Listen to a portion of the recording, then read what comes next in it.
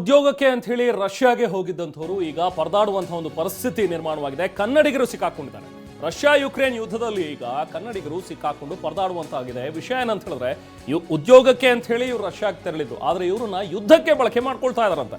ಕಲಬುರಗಿಯ 3 ಕಾರ್ಮಿಕರು ಸಿಕ್ಕಾಕೊಂಡಿದ್ದಾರೆ ಅನ್ನುವಂಥದ್ರ ಬಗ್ಗೆ ಸಿಕ್ಕಿರುವಂತಹ ಮಾಹಿತಿ. ರಷ್ಯಾ ಯುಕ್ರೇನ್ ಗಡಿಯಲ್ಲಿ ಇವರನ್ನ ಸೈನಿಕರಂತೆ ನಿಯೋಜನೆಗೊಳಿಸಿದ್ದಾರೆ.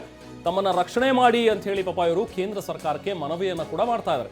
ಇವರಿಗೆ ಸೇನೆಯ ಯೂನಿಫಾರ್ಮ್ ಅನ್ನ ಕೂಡ ಕೊಟ್ಟಿದ್ದಾರೆ. ಸೇನೆ ಯೂನಿಫಾರ್ಮ್ ಧರಿಸಿ ಇವರು ಗಡಿಯಲ್ಲಿ ಕರ್ತವ್ಯ ನಿರ್ವಹಿಸಬೇಕು. ಇವ್ರು ಹೋಗಿದ್ದು ಉದ್ಯೋಗಕ್ಕೆ ಅಂತ ಹೇಳಿ, ಅದು ಸೇನೆ ಕ್ಯಾಂಪ್ನಲ್ಲಿ ಒಂದು ಸಹಾಯಕರ ಹುದ್ದೆಗೆ ಅಂತ ಹೇಳಿ ಇವರು ಅಲ್ಲಿಗೆ ತೆರಳಿದ್ರು. ಆದ್ರೆ ಭಾರತೀಯರನ್ನ ಯೋಧರಂತೆ ಬಳಸ್ಕೊಳ್ತಾ ಇದ್ದಾರೆ ಅನ್ನುವಂಥದ್ದು ಸುದ್ದಿ ಈಗ ಹೊರಬಿದ್ದಿದೆ.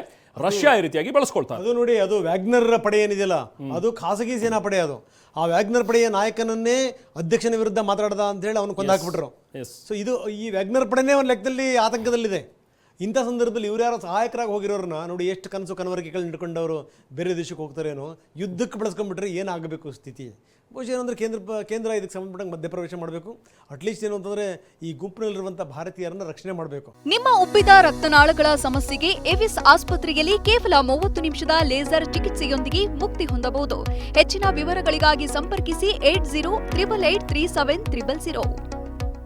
ದಯವಿಟ್ಟು ನಮ್ಮನ್ನ ರಕ್ಷಣೆ ಮಾಡಿ ಅಂತ ಇವರು ಮನವಿ ಮಾಡ್ಕೊಂಡಿದ್ದಾರೆ. ಬನ್ನಿ, ನಮ್ಮ ಪ್ರತಿನಿಧಿ ಹರೀಶ್ ಈಗ ನಮ್ಮೊಂದಿಗೆ ನೇರ ಸಂಪರ್ಕದಿದ್ದಾರೆ. ಹರೀಶ್, ಏನು ಇವ್ರದ್ದು ಕತೆ? ನಾವು ಹೇಳ್ತಾ ಇದ್ವಿ, ಭಾಳ ಕನಸು ಕನವರಿಕೆಗಳನ್ನು ಇಟ್ಕೊಂಡು ಬೇರೆ ಬೇರೆ ದೇಶಕ್ಕೆ ಹೋಗ್ತಾರೆ ಭಾರತೀಯರು. ಹಿಂಗಾಗ್ಬಿಟ್ರೆ ಗತಿ ಏನು ಅಂತ? ರಂಗನಾಥ್, ಭಾರತದಿಂದ ವಿದೇಶಕ್ಕೆ ಕೆಲಸವನ್ನು ಹುಡುಕಿಕೊಂಡು ಹೋಗೋರ ಸಂಖ್ಯೆ ದಿನದಿಂದ ದಿನಕ್ಕೆ ಹೆಚ್ಚಾಗ್ತಾ ಇದೆ. ಅದರಲ್ಲೂ ಕೂಡ ರಷ್ಯಾಕ್ಕೆ ಹೋಗೋರ ಸಂಖ್ಯೆ ಹೆಚ್ಚಾಗ್ತಿದೆ. ರಷ್ಯಾ ಭಾರತದ ಮಿತ್ರ ರಾಷ್ಟ್ರ, ಅಲ್ಲಿ ಏನು ಸಮಸ್ಯೆ ಇರೋದಿಲ್ಲ ಅನ್ನುವಂಥ ನಿಟ್ಟಿನಲ್ಲಿ ಒಂದಷ್ಟು ಯುವಕರು ರಷ್ಯಾಕ್ಕೆ ತೆರಳುತ್ತಾರೆ. ಇದೇ ರೀತಿಯಾಗಿ ಒಂದು ಜಾಲದಲ್ಲಿ ಸಿಗಾಕೊಂಡು ಈಗ ರಷ್ಯಾಕ್ಕೆ ತೆರಳಿದಂತಹ 12 ಭಾರತೀಯ ಯುವಕರು ಈಗ ಸಂಕಷ್ಟದಲ್ಲಿ ಸಿಲುಕಿದ್ದಾರೆ ಅನ್ನುವಂತಹ ಮಾಹಿತಿಯನ್ನು ಅಸಾದುದ್ದೀನ್ ಓವೈಸಿ ಅವರು ಬಹಿರಂಗಪಡಿಸಿದ್ದಾರೆ. ಕರ್ನಾಟಕದ 3, ಆಂಧ್ರ ಪ್ರದೇಶದವರು, ಗುಜರಾತ್ನ 4 ಮತ್ತೆ ಉತ್ತರ ಪ್ರದೇಶದ 2 ಸೇರಿದಂತೆ ಜಮ್ಮು ಕಾಶ್ಮೀರದವರು ಸೇರಿದಂತೆ ಒಟ್ಟು 12 ಯುವಕರು ಈಗ ರಷ್ಯಾದಲ್ಲಿ ಸಿಗಾಕೊಂಡಿದ್ದಾರೆ.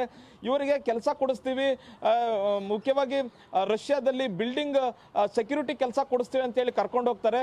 ಅಲ್ಲಿ ಈಗ ಸೈನ್ಯಕ್ಕೆ ಸೇರಿಸ್ಕೊಂಡು ಅವರನ್ನ ಗಡಿಯಲ್ಲಿ ಈಗ ಯುಕ್ರೇನ್ ಜೊತೆಗೆ ಯುದ್ಧ ಮಾಡಲಿಕ್ಕೆ ಬಿಟ್ಟಿದ್ದಾರೆ ಅನ್ನುವಂತಹ ಮಾಹಿತಿಯನ್ನ, ಸ್ಫೋಟಕ ಮಾಹಿತಿಯನ್ನು ಹೊರಹಾಕಿದ್ದಾರೆ.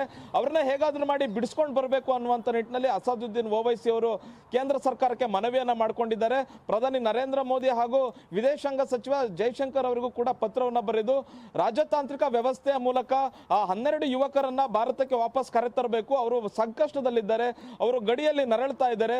ಉಕ್ರೇನ್ ಜೊತೆಗೆ ಯುದ್ಧಕ್ಕೆ ರಷ್ಯಾ ಅವರನ್ನ ತಯಾರಿ ಮಾಡಿಬಿಟ್ಟಿದೆ.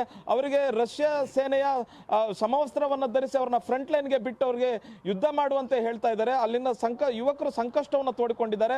ಅವ್ರನ್ನ ಹೇಗಾದ್ರೂ ಮಾಡಿ ಕರ್ಕೊಂಡು ಬರಬೇಕು, ಅವರ ಕುಟುಂಬಕ್ಕೆ ಅವ್ರನ್ನ ವಾಪಸ್ ತಲುಪಿಸಬೇಕು ಅನ್ನುವಂಥ ನಿಟ್ಟಿನಲ್ಲಿ ಮನವಿಯನ್ನ ಮಾಡ್ಕೊಂಡಿದ್ದಾರೆ.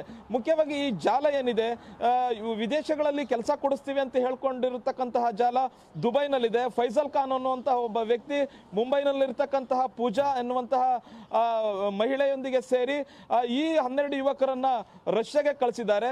ಅಂದ್ರೆ ಯೂಟ್ಯೂಬ್ ಮೂಲಕ ಜಾಹೀರಾತನ್ನು ಕೊಟ್ಟು, ಯೂಟ್ಯೂಬ್ ಮೂಲಕ ವಿಡಿಯೋಗಳನ್ನ ಮಾಡಿ ಯುವಕರನ್ನ ಸೆಳೆದು ವಿದೇಶಕ್ಕೆ ಕಳಿಸುವಂತಹ ಒಂದು ಜಾಲ. ಅಲ್ಲಿ ಕೆಲಸ ಕೊಡಿಸ್ತೀವಿ, ಕೈ ತುಂಬ ಸಂಬಳ ಬರುತ್ತೆ, ನಿಮ್ಮ ಕುಟುಂಬವನ್ನು ಚೆನ್ನಾಗಿ ನೋಡ್ಕೊಳ್ಬಹುದು, ಭಾರತಕ್ಕೆ ಇಷ್ಟು ಹಣವನ್ನು ನೀವು ನಿಮ್ಮ ಫ್ಯಾಮಿಲಿಗೆ ಕಳಿಸಬಹುದು ಅನ್ನುವಂಥ ನಿಟ್ಟಿನಲ್ಲಿ ಆಸೆಗಳನ್ನು ತೋರಿಸಿ ರಷ್ಯಾಗೆ ಕಳಿಸಿದ್ದಾರೆ.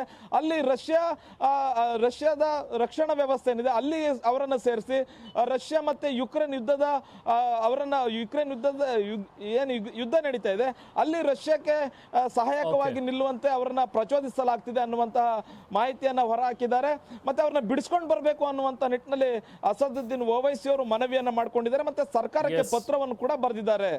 Rahman, thank you Harish.